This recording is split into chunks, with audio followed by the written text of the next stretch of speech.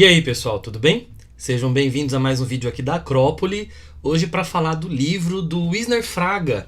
Esse livro aqui, O Privilégio dos Mortos, que saiu em 2019 pela Patuá.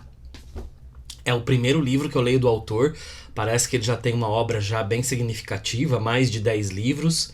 Recentemente, inclusive, saiu um livro novo dele também pela Patuá, vou colocar a capa dele para vocês aqui. E eu recebi dele, no final de 2020, esse livro. E ele que tem um canal muito legal aqui no YouTube que chama Acontece nos Livros e carinhosamente resenhou meu livro Os Passos Vermelhos de John. E hoje então eu vou falar sobre o livro dele, gostei demais, posso adiantar, é um livro impactante, é um livro bem forte, de fôlego, pode ver que ele não é pequenininho, né? Ele tem até um formato maior e ele é bem grossinho, mas a leitura flui de maneira bem rápida e ao mesmo tempo a gente entra com profundidade dentro das temáticas que o livro propõe, beleza? Mas antes de acompanhar o conteúdo de hoje, eu peço para você se inscrever no canal, para você ativar as notificações, compartilhar com os amigos, dar aquele like e, se possível, assistir a mais um vídeo automaticamente, porque assim o YouTube reconhece que o canal é importante, beleza? O Privilégio dos Mortos é um livro, então, que trata da questão da morte e também da questão do luto. É um narrador que está aqui nesse livro sempre pressupondo um interlocutor. Está sempre uma conversa. Ele está ou conversando com o amigo Heitor ou conversando com a Helena, aparentemente uma namorada ou um caso de amor. Mas ele então está falando sobre as coisas dele, numa espécie aí de monólogo interior, né? Mas é um monólogo interior que se dialogiza e passa a falar com esses interlocutores a partir das vivências dele para contar uma questão específica, né? Porque o que acontece? O Heitor, ele está morto. Esse amigo dele, o Heitor, ele morreu. E o narrador está indo para Tejuco, que é a cidade na qual onde esse amigo Heitor está enterrado. Então, é a partir desse deslocamento dele que ele vai começar a relembrar algumas coisas e vai, na cabeça dele, conversar com esses interlocutores. O livro todo, então, é a viagem com essas imensas digressões, e a gente vai conhecendo, então, nessas digressões um pouquinho desse personagem principal, mas também desse amigo Heitor que veio a falecer. Uma perturbação se achega novamente, Helena, quando Heitor revela que não teme a morte, que está preparado para ela. Como, Helena? Como? Como uma pessoa pode ficar assim passiva diante da própria desgraça, mesmo que aparentemente inevitável? Então ele cita novamente o Eclesiastes, talvez porque fosse o único livro sagrado pelo qual eu até então conservava certa admiração. Pois os vivos sabem que morrerão, mas os mortos não sabem de coisa nenhuma. E hoje estou vivo, acrescenta ele. Mas amanhã, ou mesmo daqui a pouco, posso morrer, e de uma maneira ou de outra, o que experimentarei é o esquecimento.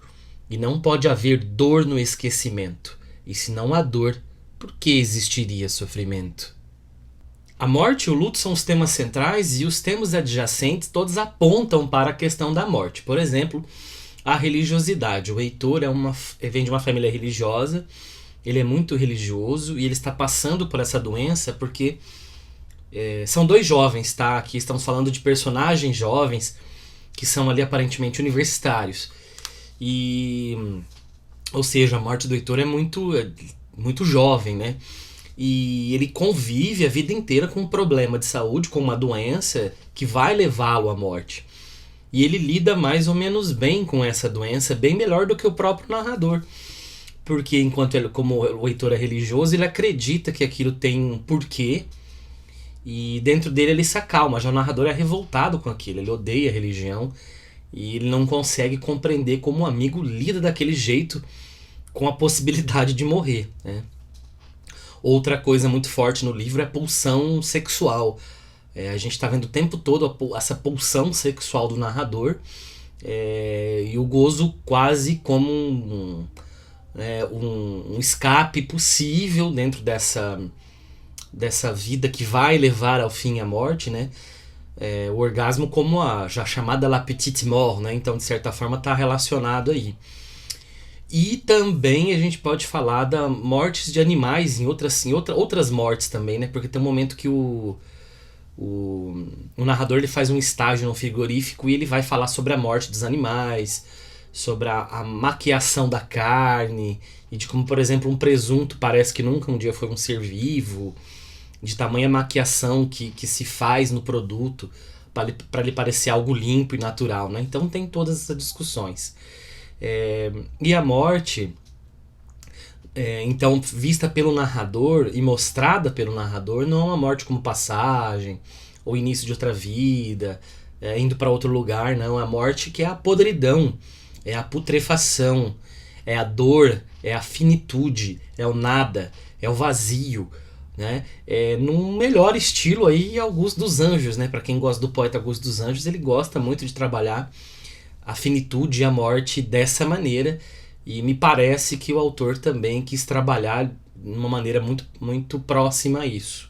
E é mais engraçado ainda porque nosso corpo, Helena, quer somente nos alertar que a podridão que carrega nos intestinos, que as infecções que fabrica de modo tão eficiente, que o odor repugnante que hospeda são só uma amostra do fim, um lembrete que seremos pó um dia, mas que antes disso sejamos podridão.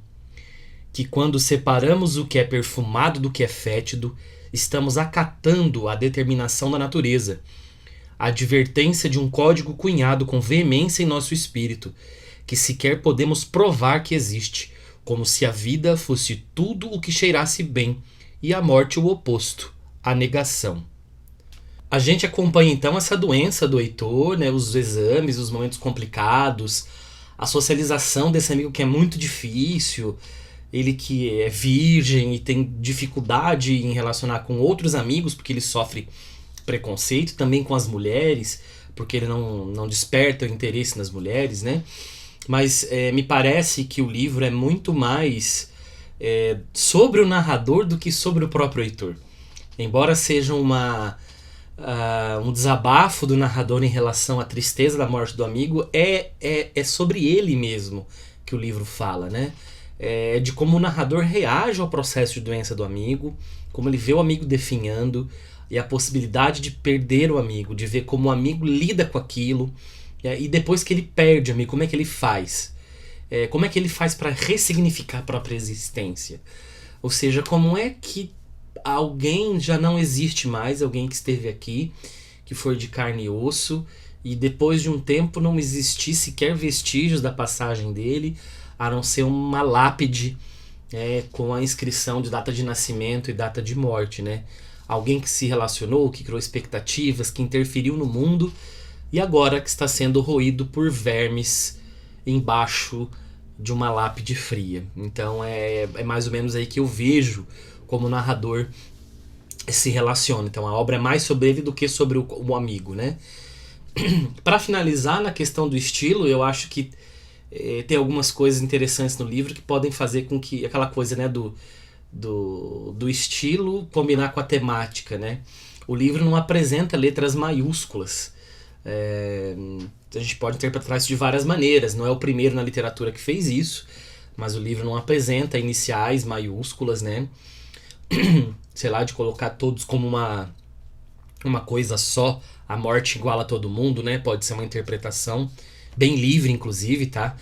E também apresenta poucos pontos finais, eu acho que eu encontrei um ou outro antes do ponto final da narrativa.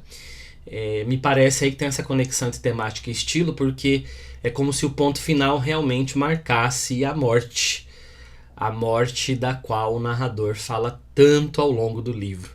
Então essas questões estilísticas acabam dialogando fortemente com a temática. Beleza? Eu acho que é isso, não dá para adiantar muito mais sem contar coisas que são importantes no livro, estragar a leitura. Recomendo fortemente que vocês leiam. Primeiro livro que eu leio dele e já digo que gostei bastante. Vamos ver, espero ler outros também do autor, beleza? E aí, você já leu algum livro desse autor? Você já leu algum livro cuja temática é a morte, descrita de maneira tão forte, tão dura assim? Escreva aí nos comentários e me indique pra gente conversar um pouquinho, beleza? E é isso. Fico por aqui. Um abraço e até a próxima.